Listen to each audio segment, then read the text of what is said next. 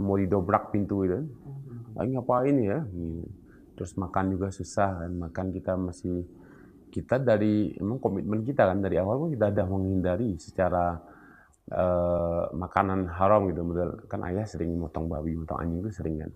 Jadi saya ngebaptis Pariaskata ini jemaah gereja ini. Kalau nama Tionghoanya Bun Kun Pin, marga Bun kalau kita. Kalau Kelaran Pontianak kan, gede di Bangka ya. Misalnya ayah itu orang Bangka, ibu Dayak. Nah kalau ngikut sih ngikut ayah sama ibu sih. Ayah itu Konghucu, ibu Katolik, jadi megang dua.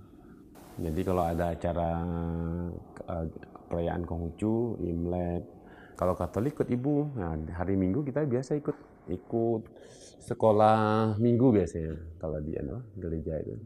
Sekolah Minggu ikut. Rajin sih, termasuk kita ikut cengbeng. Katolik pun ikut juga. Perayaan Pasca, Natalan itu masih seringan. Ana sadat di sekolah waktu SMA 2004 akhir. Kelas 1 SMA Ana baru masuk sekolah waktu itu. Kalau kesan kita sih bagus sih, karena memang kita di Bangka itu interaksi Muslim sama orang Tionghoa itu dekat. Makanya ada istilah tuh Fan Yin Tong Yin Jong. Jadi orang Islam sama orang Tionghoa itu nggak ada bedanya kalau di Bangka, sama aja. Jadi mereka pun eksistensinya gitu, maksudnya ketika orang Melayunya yang Muslim Lebaran itu orang Chinese ikut silaturahmi gitu kan. Ana hijrah di akhir 2004, di awal 2005 kakak nyusul nggak lama. Jadi Ana duluan, habis itu kakak nyusul sekitar tahun 2007 akhir atau 2008 gitu persisnya, nggak tahu persis lupa. Itu adik nyusul juga, Kak Tup bawa Injil Barnabas waktu itu dari perusahaan umum daerah itu juga. Kalau di orang Kristen kan, kalau di pihak gereja itu nggak boleh dibaca, jadi Injil terlarang, Injil Barnabas, karena di situ ada nubuat kenabian Rasulullah, ya tentang kisah tentang nabi yang akan datang. Itu di Injil Barnabas itu ada Ahmad namanya, bukan Muhammad tapi Ahmad. Ya, jadi kejelasan di situ. Mau kita tahu kan, oh ya di sini kan, jadi terusannya dari saat kita belajar Katolik, oh ini Yesus pun mengatakan ya ada Nabi yang akan datang.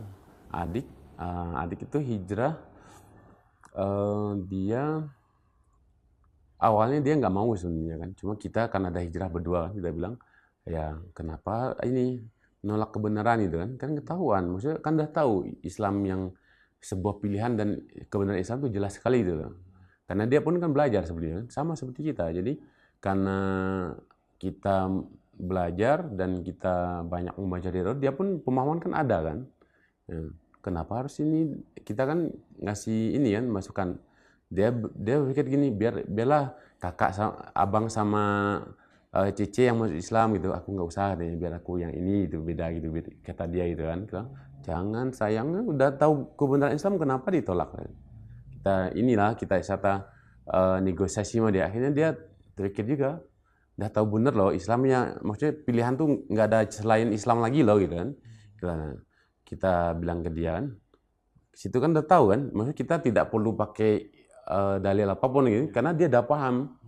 Karena kan dari literaturnya dia banyak sekali membaca kan. Jadi kita tinggal bilang aja, ngapain rugi loh gitu kan. Nggak rugi loh gitu. Bisa kita ngomong kasar kita, nggak rugi loh kalau ini. Akhirnya dia ini ya hijrah juga gitu. Ya, tidak susah gitu, maksudnya dakwah dia itu ya kita hanya bilang ya kan udah tahu, udah paham itu. Ya, dia udah paham, jadi kita bilang kenapa tidak diwujudkan gitu kan. Tinggal cuma gerbangnya syahadat doang, nggak susah. Alhamdulillah. Jadi di 2007 atau 2008 maksudnya. Kalau yang ngerasain susahnya hijrah itu anak yang awal-awal. Karena anak yang awal duluan kan, yang membuka gerbang hijrah itu kan. Jadi yang kesulitan saat kita lagi mau sholat di kamar gitu kan, sambil buka buku gitu, buku panduan sholat itu, mau didobrak pintu gitu kan. Ngapain ya? Gitu. Terus makan juga susah kan, makan kita masih kita dari emang komitmen kita kan dari awal pun kita ada menghindari secara makanan haram gitu. Kan ayah sering motong babi, motong anjing itu sering kan. Jadi kita secara mungkin secara umum tidak makan full ya maksudnya, tapi karena alat perlengkapan itu yang masih belum bisa dihindari waktu itu. Nah, perlengkapannya aja, nggak makan secara langsung babi atau anjing nggak makan secara langsung, tapi mungkin ya terkenanya ya dari perlengkapannya. Waktu kan nggak paham dengan istilah toharoh itu kan, jadi belum terlalu banyak pemahamannya ya. Baru hijrah kan, jadi saya tentang harus disertu gitu kan, salah satu pakai tanah gitu kan, 7 kali dibilas, salah satu pakai tanah kalau untuk wadah gitu kan. Kalau anak sih tiap tahun kalau pulang selalu ngajak, kita ajak ya. Cuma emang tidak bisa orang tua ya, kalau orang tua ini kita bilang susah untuk kita dialog dengan secara ilmiah, itu susah sebenarnya. Ya kita namanya aja anaknya kan, ya dia duluan lahir gitu kan, asam garam kehidupan dia yang ngerasain. Kita mau ngedawain dengan secara ilmiah tuh lagi buka Alkitab gitu kan, dia nggak senang, otomatis ya terputus gitu aja. Jadi dialog itu terputus, susah nih. Kecuali ayah tuh, kalau ayah mungkin kecenderungan ke Islamnya mungkin ya agak ada gitu, karena memang dia ayah itu mungkin ya kalau kita flashback gitu kembali kan, mungkin anak-anaknya bisa melihat Islam itu mungkin gara-gara ya ayah tuh kalau setiap pada subuh dengar radio RRI itu. Radio RRI itu kan kalau habis subuh itu kajian bersama itu sama Kiai Haji Zainuddin MZ. Nah itu paling demen tuh, maksudnya ayah tuh suka dengarnya. Ya jadi bisa bilang pemahaman Islam itu mungkin kita ngerasain dari kecil itu dari situ kemungkinan. Ya karena dengar itu makanya ada kecenderungan di situ. Maka terbuka jalan itu mungkin dari situ. Karena pikir mungkin kayaknya paling kuat tuh di situ kayaknya. Selain kita mencari ya, jadi titik tolaknya misalnya dari itulah, dari ceramahnya Kiai Haji Zainuddin MZ itu, almarhum. Kalau di Katolik itu kan sama Konghucu itu dia tidak terlalu banyak perbedaan sebenarnya. Kalau kita secara umum kita bilang bahwa di Katolik menyembah berhala betul, karena disembah salib kan, terus sama patung Bunda Maria kalau di Katolik. Kalau di Konghucu nyembahnya ya di Tapekong, ada patung. Tidak ada perbedaan signifikan sebenarnya. Kalau Katolik sama di Konghucu gitu kan.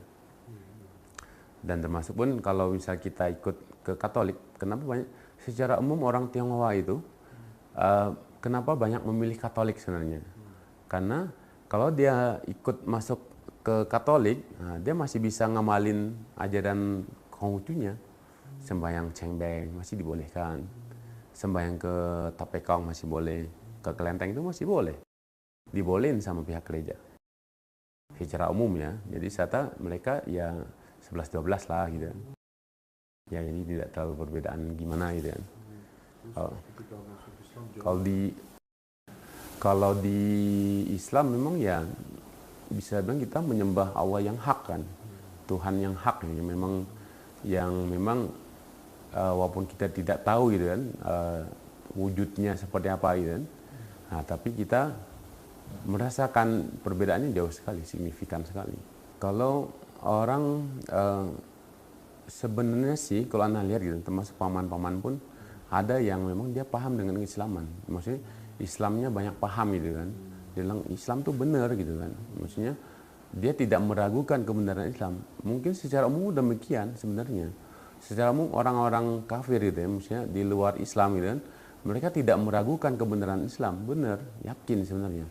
Cuma kalau Anda bilang, kalau kita melihatnya bukan masalah hidayah yang tidak sampai mereka yang enggan.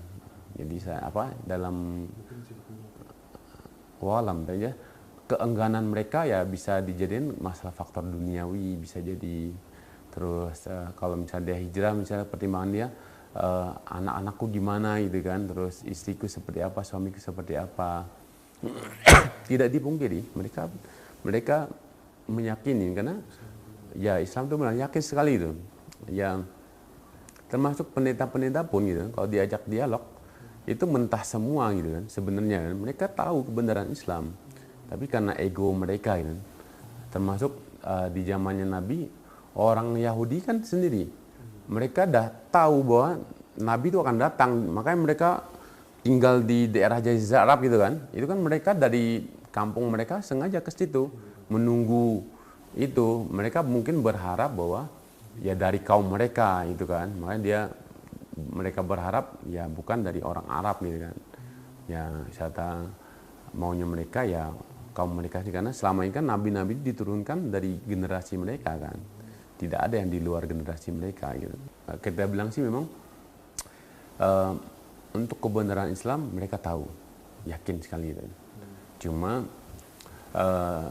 mau tidaknya mereka menggapai hidayah itu aja sebenarnya. Kalau kita bilang selama ini pun kita interaksi dengan orang kafir gitu ya, maksudnya ya kalau sekarang lagi di dengan non muslim gitu kan, ya saudara-saudara, teman-teman juga semuanya, ya mereka tahu, maksudnya kebenaran Islam tahu.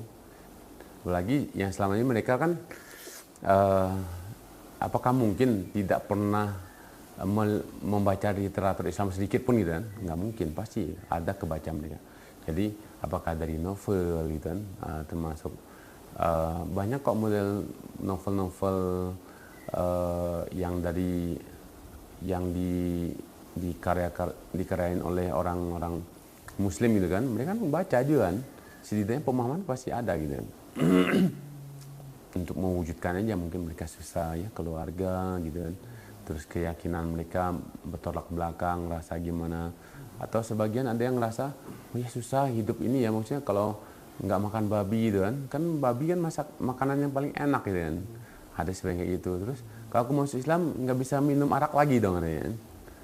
Nah itu kan mungkin pertimbangan, iya semua kan karena syahwat aja, iya egonya di situ aja. A'udzu billahi minasyaitonir rajim.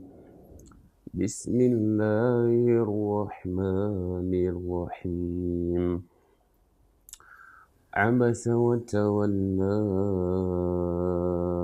an ja'ahul a'ma wa ma yudrika la'allahu yazzakka أو يذكر فتنفعه الذكرى أما من استغنى فأنت له تصدى وما عليك ألا يزكى وأما من جاءك يسعى وهو يخشى